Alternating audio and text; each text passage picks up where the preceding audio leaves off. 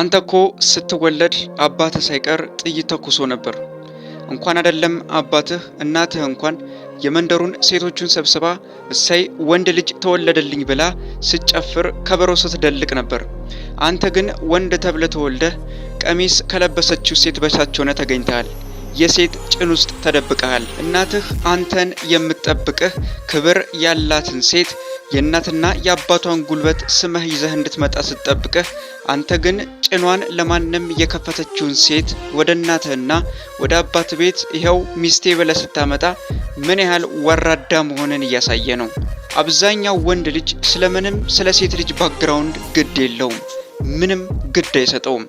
ማን ሆነች ምን ሆነች ምንም አይፈጥርበትም። ካገባት ከ2 ዓመት በኋላ ግን እንደ አዲስ እሷን መተዋወቅ ይጀምራል። አንቺ እንዲነሽ እንዲላታል።